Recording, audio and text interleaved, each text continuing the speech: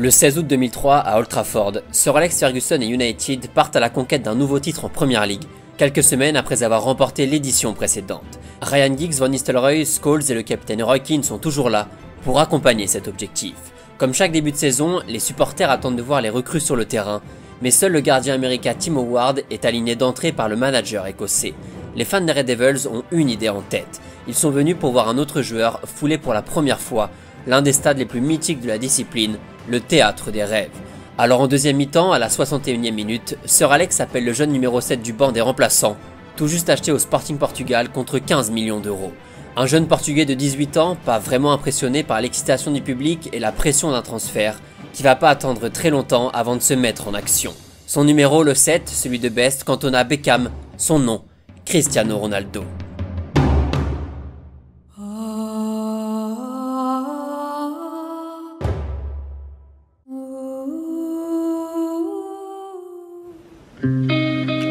L'histoire, vous devez sûrement la connaître. Début août 2003, Manchester va jouer un match à Lisbonne contre le Sporting pour inaugurer le nouveau stade du club portugais. Depuis le début de la saison, un jeune ailier crève l'écran en ayant notamment inscrit un doublé dès son premier match dans le championnat national. Le numéro 28 fait parler de lui un peu partout, on l'avait proposé notamment à l'AC Milan ou à Barcelone, et se montre à son avantage lors de ce match contre les Red Devils. Le jeu bascule constamment vers la gauche, John O'Shea est en train de perdre la vue, le Sporting l'emporte 3-1 et Ronaldo éclabousse le match de son talent précoce. D'ailleurs, le commentateur du match ne va pas se tromper.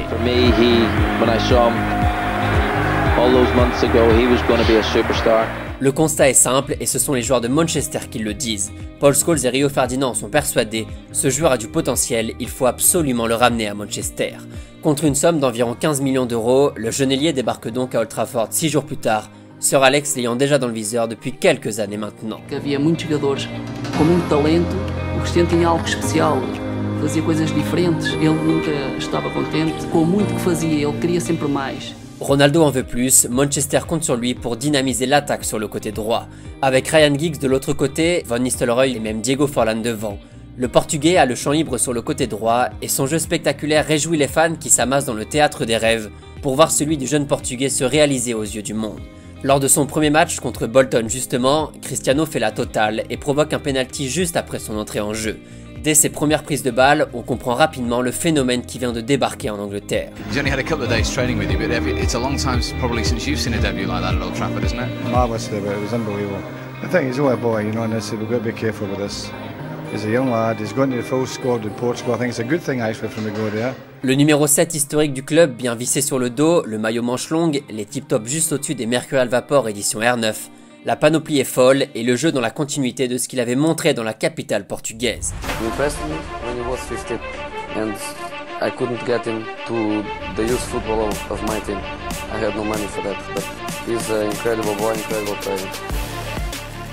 Des percussions, des prises de vitesse, des dribbles de folie et une capacité folle à créer le danger sur son côté. Le championnat anglais découvre ce joyau tellement rafraîchissant. Faut imaginer à l'époque l'engouement, la hype autour du joueur.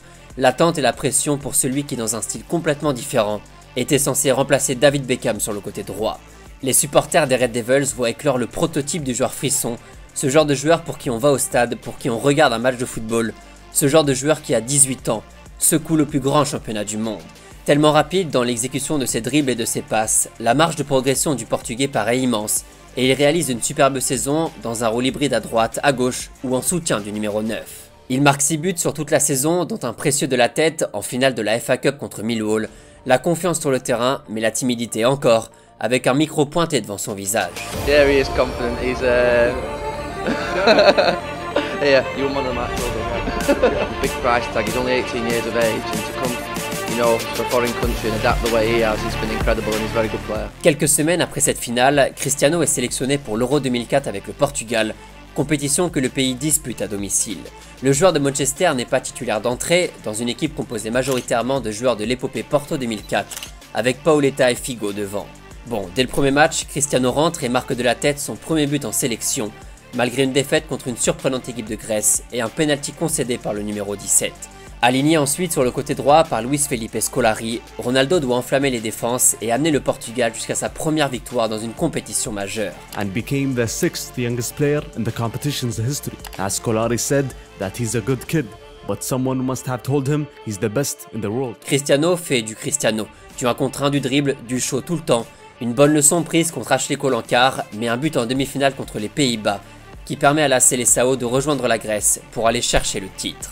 Ces derniers font figure d'épouvantail après avoir sorti l'Espagne, la France et la République tchèque en demi-finale. Ce 4 juillet 2004, les Grecs vont mettre en place un plan clair et précis. Un énorme bus derrière, une défense à 4 solide et un milieu qui laisse le ballon à l'adversaire. Un petit but sur corner de Charisteas et tellement d'occasions manquées par les Portugais. Ronaldo, titulaire et mobile sur son côté, n'aura rien pu faire face à l'efficacité, le pragmatisme et la rigueur défensive de ses adversaires. Des larmes pour clôturer un tournoi tout de même plein d'espoir, Cristiano ayant montré beaucoup de caractère au moment de transformer son penalty contre les Anglais en quart de finale.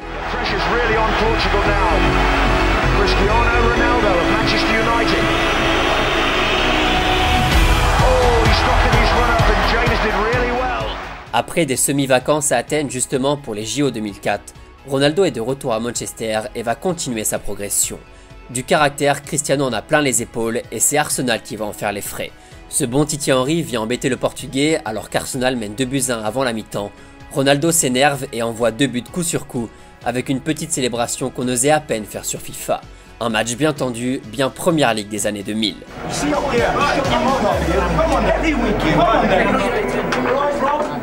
Ronaldo marque 6 buts et délivre 9 passes D au cours de cette saison 2005 et remplit sa compilation technique bien comme il faut. C'est pas toujours efficace, on est vraiment sur le prototype phase 1 de Cristiano Ronaldo. Du spectacle pour remplir ses futures vidéos YouTube, mais encore des progrès à faire dans la gestion du ballon, la finition, les choix dans ses courses et dans la sobriété générale de son jeu. Mais on va pas se mentir, ça fait quand même bien plaisir de revoir toutes ces images.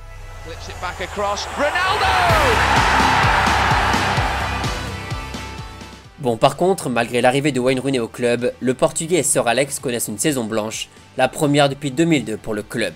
Ronaldo a fêté ses 20 ans et doit passer un step pour confirmer toutes les promesses de ses 2 premières saisons et ne pas s'enfermer dans ce statut de joueur spectaculaire, d'électron libre qui fait lever le public mais pas forcément les trophées. Cristiano a déjà globalement une bonne vision du jeu, cette passe contre la Russie à l'Euro en est un bel exemple, et plus généralement, au-delà de ses qualités techniques, le joueur provoque énormément de situations chaudes pour son équipe, mais il doit faire plus et le manager écossais le sait très bien, pour le bien de son équipe et de ses coéquipiers qui pour certains, voient pas d'un très bon œil tous les passements de jambes de l'acrobate au numéro 7. Le Portugais doit convertir cette partie un peu superflue de son jeu, même si ça fait son petit effet auprès du public, en un moyen d'aller marquer ou d'offrir via ses percussions et sa vitesse dans ses déplacements.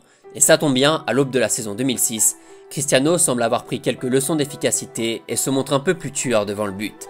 L'ADN de l'ailier virevoltant est toujours là évidemment, le joueur vit pour le 1 contre 1 et continue de faire de sacrées différences une fois qu'il a pris un peu de vitesse. Ça bouge pas et c'est toujours aussi impressionnant.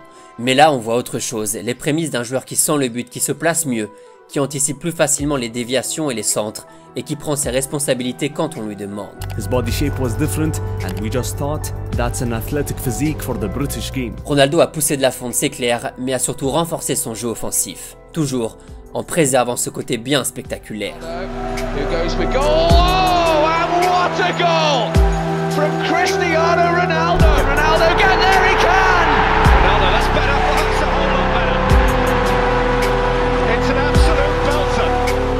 Cristiano, you scored a wonderful free kick. Did you mean to make the ball swerve quite so much? Oh, I'm training hard this week and I try because in the week I try hard these free kicks and today I score and I'm very happy. Le Portugais continue sa progression linéaire sans se précipiter, le diamant brut est à polir avec patience et ça, Sir Alex l'a bien compris. Manchester United continue sa transition et réalise une saison plutôt moyenne, deuxième du championnat derrière les Blues de José Mourinho et sorti dès les phases de poule de la Ligue des Champions. Malgré un groupe pas forcément compliqué, les Diables Rouges finissent avec seulement 6 points et 2 défaites contre Lille et le Benfica Lisbonne. Le club s'est rattrapé en écrasant Wigan en février avec un petit but de Cristiano lors de la finale de la Coupe de la Ligue anglaise. Un titre et pas grand chose de plus. Avec tout ça, Cristiano termine la saison impliqué dans 21 buts, un peu plus que la saison précédente, et démontre bien son développement physique et statistique depuis quelques mois, même si on s'en rend bien compte, Rome ne s'est pas fait en un jour, Cristiano ne s'est pas fait en un match. Son travail, sa persévérance et la bienveillance de Sir Alex sur ses 3 premières années à Manchester commencent à porter leurs fruits et l'importance de Cristiano dans les performances collectives va continuer à monter crescendo. Il faut un déclic et ce déclic ce ne sera pas à Manchester qui l'aura, ce sera du côté de l'Allemagne lors de la Coupe du Monde 2006. On va faire une petite pause chronologique dans la vidéo pour parler d'un autre événement qui a fortement impacté le caractère et la détermination de l'ailier mancunien. Début septembre 2005, Ronaldo apprend le décès de son père, alcoolique depuis plusieurs années. Le jeune Portugais a déjà lutté pour sauver son grand frère de la drogue, mais n'aura rien pu faire pour aider son père, qui a toujours refusé son aide. Le jour même où il apprend la nouvelle, Cristiano décide coûte que coûte de jouer un match de sélection contre la Russie et livre une superbe prestation. Cette tragédie marquera beaucoup Cristiano durant toute la saison, où on le verra plus agressif, plus sanguin, dépassant même régulièrement les bornes. Não conheci realmente o meu pai de verdade, de coração.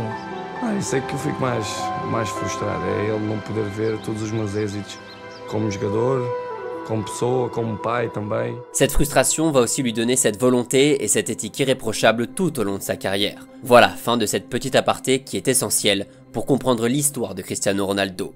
Ronaldo débarque en sélection pour sa première Coupe du Monde à 21 ans, dans la peau de l'un des grands espoirs du football mondial.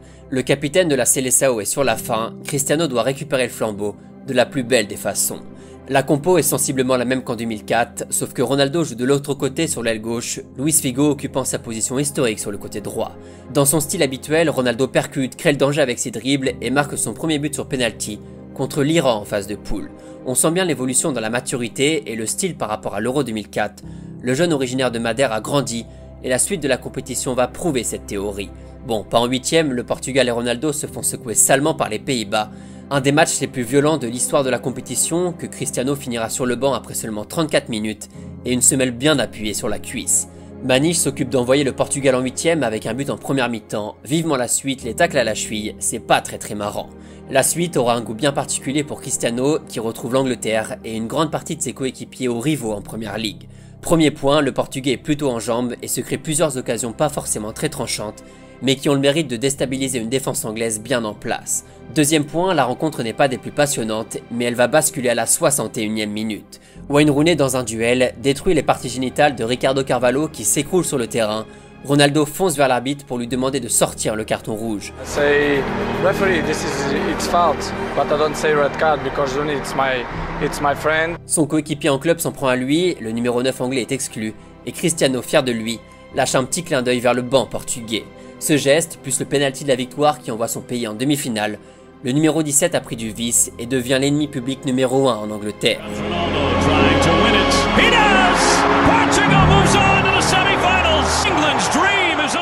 Au passage, on marquera la transition du poste d'ailier inversé au début du match à celui d'ailier traditionnel sur la fin, avec l'entrée de Simao sur l'aile gauche. Ça, vous devez sûrement le savoir si vous avez regardé la dernière vidéo. Viendra ensuite notre belle équipe de France et Willy Sagnol qui va faire un travail monstrueux pour contenir le Portugais. Malgré quelques fulgurances de son numéro 17, encore une fois bien seul dans l'animation offensive, le Portugal se montre peu dangereux et voit des bleus pragmatiques et solides en défense rejoindre la finale contre l'Italie. Henry viendra consoler Ronaldo, aussi émotif qu'il y a 2 ans, la fin d'une belle aventure mais le début d'une nouvelle ère. Ronaldo revient dans le nord de l'Angleterre, se fait copieusement huer partout où il passe. De quoi lui donner toute la motivation nécessaire pour monter d'un cran. La saison suivante, Cristiano passe encore un cap pour devenir tout simplement le meilleur joueur du royaume.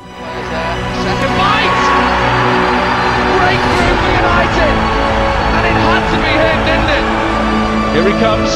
Oh my word! Can you believe the genius of this man? What a hit! Maybe someone's don't like me because maybe I'm too good. I don't know why.